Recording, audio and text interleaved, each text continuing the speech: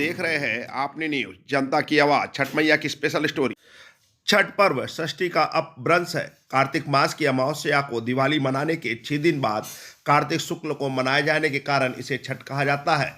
ये 4 दिनों का त्यौहार है। इसमें साफ सफाई का खास ध्यान रखा जाता है। इस त्यौहार में गलती की कोई जगह नहीं होती। इस व्रत को करने के नियम इतने कठिन है, इस वजह से इसे महापर्व महाव्रत के नाम से संबोधित किया जाता है। कौन है छठी मैया? मान्यता है कि छठ देवी सूर्य देवी की बहन है और उन्हीं को प्रसन्न करने के लिए जीवन के महत्वपूर्ण अवयव में सूर्य और जल की महत्ता को मानते हुए इन्हें साक्षी मानकर भगवान सूर्य की आराधना तथा उनका धन्यवाद करते हुए माँ गंगा, यमुना या किसी भी पवित्र नदी या पोखर तालाब के किनारे ये पूजा की जाती है।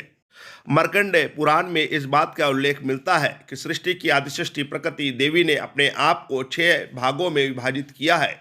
इनके छठे अंश को सर्वश्रेष्ठ मातृ देवी के रूप में जाना जाता है, जो ब्रह्मा की मानस पुत्री है। वो बच्चों की रक्षा करने वाली देवी है। कार्तिक मास के शुक्ल पक्ष की षष्ठी को इन्हीं देवी की पूजा की जाती है। शिशु के जन्म के 6 दिनों बाद इन्हीं देवी की पूजा की जाती है। इनकी प्रार्थना से बच्चों को स्वास्थ्य, सफलता और दीर्घायु होने का आशीर्वाद मिलता है। पुराणों में इन्हें देवी का नाम कात्यायनी बताया गया है, जिनकी नवरात्रि की छठी तिथि की पूजा की जाती है। अब हम आपको छठ व्रत कथा बताते हैं।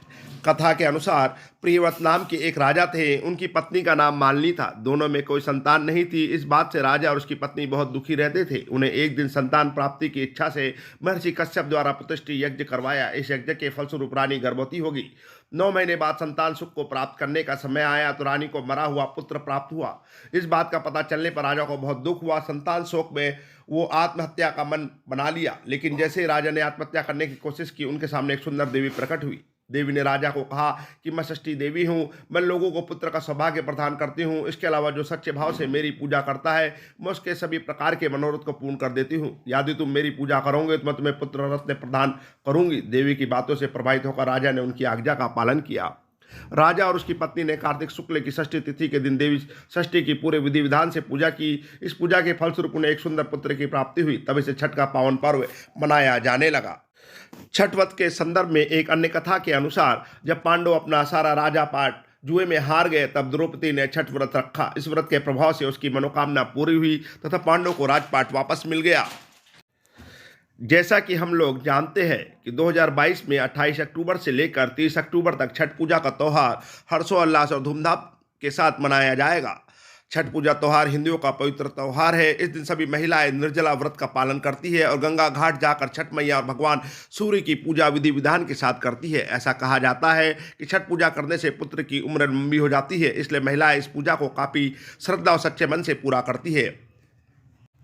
छठ पूजा के लिए जो सबसे बड़ी कहानी बताई जाती है वो ये है कि जब श्री राम ने रावण का वध किया और अथवा वापस आए तो अपनी सीता के साथ जाकर सरी नदी पर भगवान सूर्य देव की पूजा उपासना की। तभी से छठ पूजा मनाने की परंपरा शुरू हो गई, क्योंकि भगवान सूर्य की पूजा भी छठ पूजा के दिन ही की जाती है और छठ मैया और भगवान सूर्य आपस में भाई बहन है। राम जी ने जब रावण का वध किया तो उन्हें ब्रह्म हत्या का पाप लगा, जिसे मार्कंडेय ऋषि के कहने पर भगवान माँ सीता मैया ने 6 दिनों की छठ पूजा करी, जिसकी वजह से राम भगवान को ब्रह्म हत्या के पाप से मुक्ति मिली। इसलिए छठ का महापर्व 6 दिनों की पूजा का व्रत किया जाता है और इसे पूजा अर्चना की जाती है। इस व्रत में भगवान सभी मनोकामनाएं छठी माता सभी की पूरा करती है। छठ माता का बहुत विशेष महत्व माना जाता है। बिहार में और यूपी, मध्य प्रदेश सभी जगह सभी इसे बहुत चाव से